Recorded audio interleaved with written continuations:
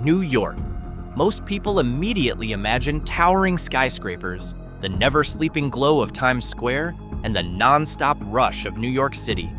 But far from the neon lights and the roar of subway trains, there is another New York. Behind the dense forests of the Adirondacks, in valleys now buried beneath reservoir water, and along rivers that were once busy with railroad lines and iron mines, there are towns that once thrived and then vanished. Some were dismantled by force to expand state parks. Others were drowned to supply water for millions of people.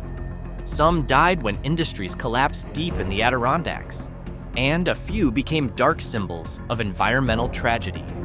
This is not a story about quiet small towns. In this episode, we are diving into 15 of the most silent and tragic ghost towns in New York. Imagine a small 18th century village hidden in a valley of the Hudson Highlands, just a few miles from the glittering skyline of modern Manhattan. Doodletown was established during the era of the American Revolution. During the Revolutionary War, the area held strategic importance because it sat close to the defensive forts along the Hudson River. At its peak in the 19th century, the village had about 300 residents. Life was simple: farming, mining iron ore, and working in small industries around the Hudson River. Then the 20th century arrived, and everything changed. The state of New York began purchasing land to expand Bear Mountain State Park. Little by little, properties were bought, residents were relocated, houses were abandoned. By the 1960s, Doodletown was officially empty. There was no massive fire, no epidemic, no war. Today, there are no town signs, no downtown, only moss-covered house foundations and old trails quietly cutting through the forest.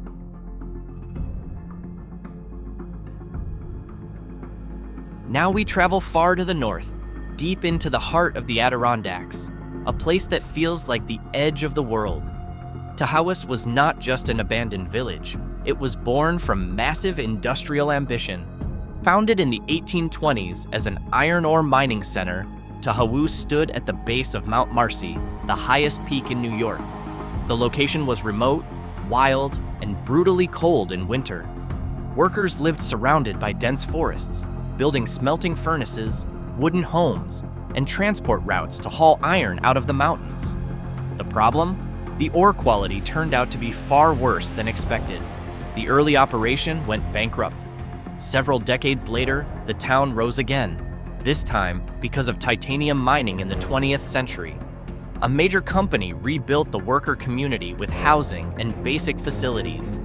Hundreds of people once again brought life back to Tahawus. Then, in the 1980s, the mine shut down.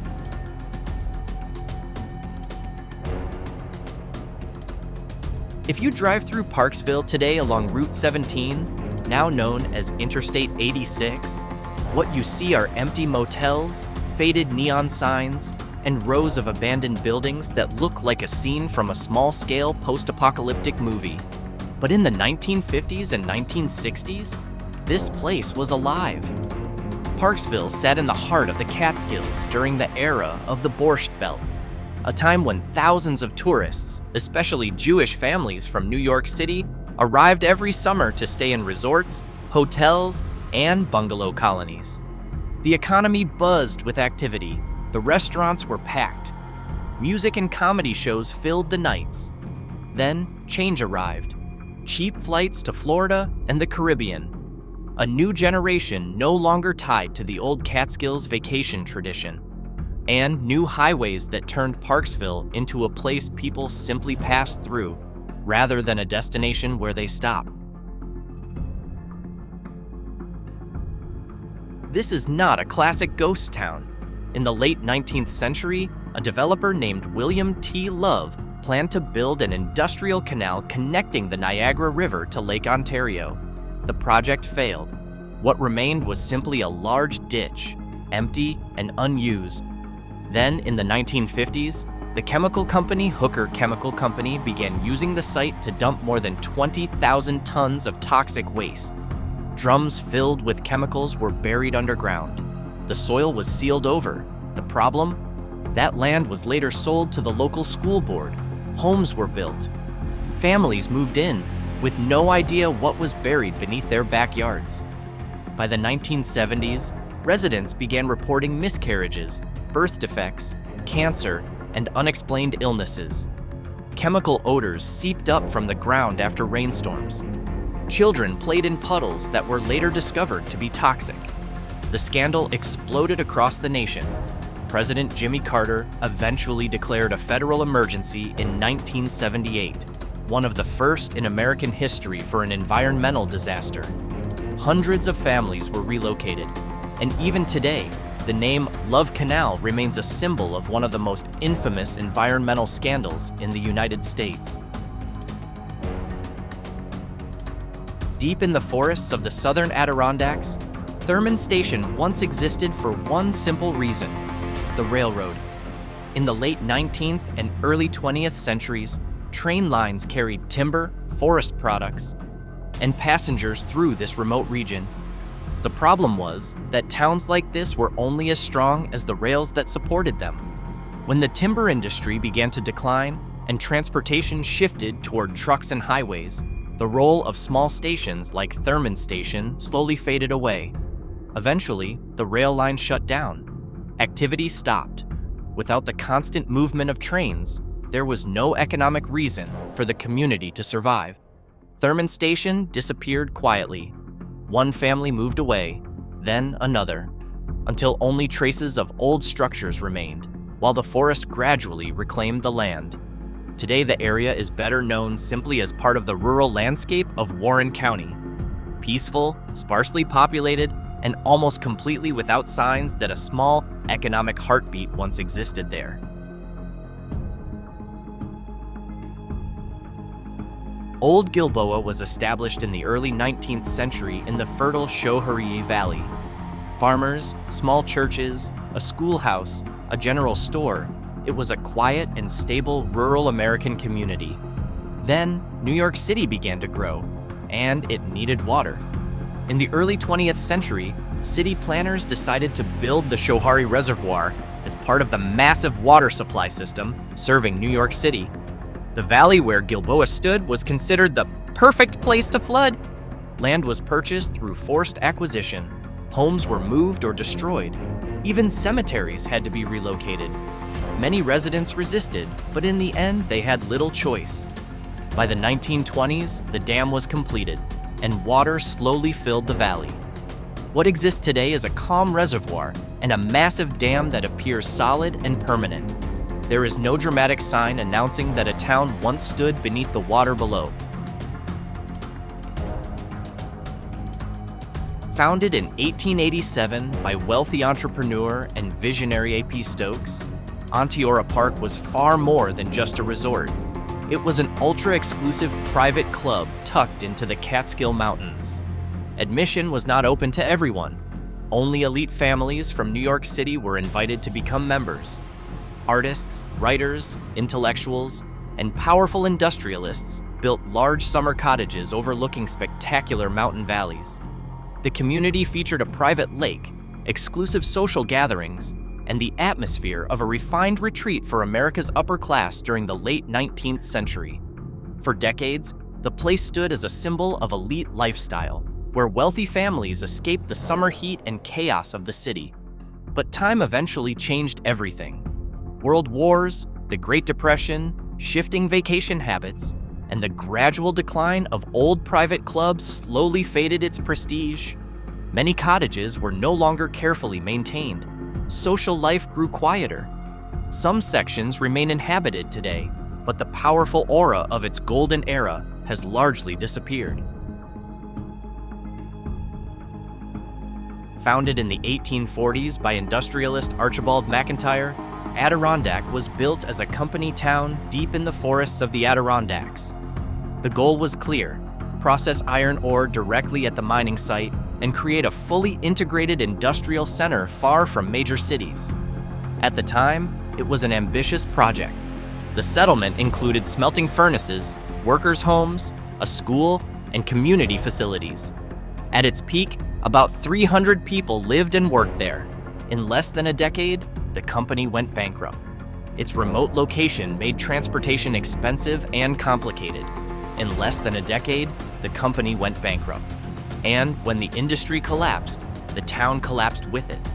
There was no economic diversification, no major transportation routes to support survival, only forest. Today, Adirondack, sometimes called McIntyre, is reduced to stone foundations and the ruins of old furnaces hidden among the trees of Essex County. In the early 20th century, the Sacandaga River was known as a dangerous threat. A massive flood in 1913 devastated downstream communities and caused major damage along the Hudson River. The solution proposed by the state was enormous, a giant dam. New York built the Conklingville Dam to control flooding and protect industrial towns farther south. But the project came with a heavy price. The entire Sacandaga Valley, including the village of Conklingville and several nearby communities, was purchased, evacuated, and ultimately abandoned so the area could be flooded. In 1930, when the dam was completed, water slowly rose and formed what is now Great Sacandaga Lake. Main roads, churches, and house foundations gradually disappeared beneath the surface of the water. Today, Great Sacandaga Lake is a popular recreational destination where people fish, boat, and spend their summer vacations. Scenery typical of northern New York. But scenery typical of northern New York. But beautiful did not always mean easy to live on. The rocky soil and long winters made farming difficult to sustain. In the 19th century, a few sawmills and small businesses helped support the local economy, yet the region remained isolated. No major railroad lines ever turned it into a true center of trade. While many towns grew because of industry or transportation, New Russia slowly fell behind. Its population gradually declined throughout the 20th century. Younger generations moved away to cities that offered more stable jobs and better opportunities. Schools eventually closed. Small local shops disappeared, a handful of homes still stand, but the community itself has shrunk dramatically. Fort Montgomery was established in 1776 during one of the most critical moments of the American Revolutionary War. Its location was extremely strategic, perched along the cliffs of the Hudson River, guarding a vital passage that British forces hoped to control in order to move deeper into New York. The fort was more than just a military structure. Around it grew a small community of soldiers, workers, and families supporting the war effort. There were barracks, gunpowder storage buildings, kitchens, and an entire daily life built around the conflict. In 1777, British troops launched a powerful attack. A fierce battle followed. Fort Montgomery fell and was burned. Many soldiers were killed and the structures were destroyed. After the war ended and the United States gained independence, the fort was never truly rebuilt as a permanent settlement. Its role had ended. The once vital location gradually became nothing more than historical ruins. Wanakena emerged in the early 20th century as a lumber company town along the Oswegatchie River, deep inside the Adirondacks. Everything revolved around one industry: logging and timber processing. Small rail lines, worker camps, and simple homes were quickly constructed to serve the needs of the booming lumber business. And like many logging towns, its fate was tied directly to the surrounding forest. When logging slowed and the timber industry began to decline, Wanakena's economy weakened as well. Many workers left in search of better opportunities. Facilities closed. Empty houses slowly appeared. No major new industry arrived to replace what had been lost. Unlike towns that were flooded or destroyed, Wanakena never experienced a single dramatic ending. It simply shrank over time. Today, a small number of residents and seasonal activity remain, but compared with its former days as a busy industrial hub, the atmosphere is far quieter. Opened in 1911, Letchworth Village was originally designed as a modern facility intended to care for children and adults with intellectual disabilities. The complex was enormous, dozens of campus-style buildings, wide green spaces, and its own internal road system. At its peak, thousands of patients and staff members lived and worked there. Technically, it functioned almost like a self-contained small town. But over time, troubling reports began to surface about poor conditions, overcrowding, and controversial treatment practices. Mental health reforms during the 1970s and 1980s accelerated the closure of large institutions like this one. By 1996, the facility was officially shut down. The large red brick buildings still stood in place. Empty corridors stretched through silent structures. Broken windows scattered across the abandoned halls. Nature slowly crept in through cracks in the concrete.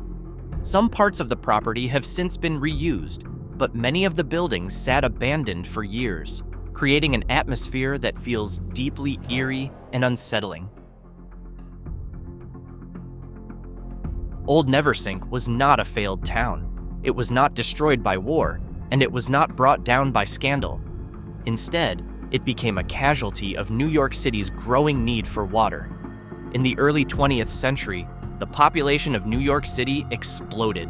The city needed a stable and massive supply of clean water. The solution was to build a giant reservoir system in the Catskills region, and the Neversink Valley was considered the ideal location. Ideal for the city, not for the people who lived there. Thousands of acres of land were acquired through forced purchase. Homes were demolished or relocated.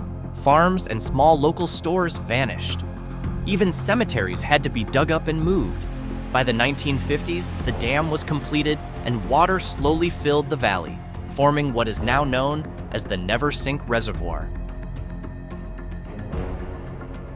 The name Oswegatchie itself comes from a Native American word, and the region developed during the 19th century through the timber industry and river transportation. The Oswegatchie River became an important route for log driving and lumber operations. The problem was that, like many Adirondack communities, the local economy depended heavily on logging and river-based industry.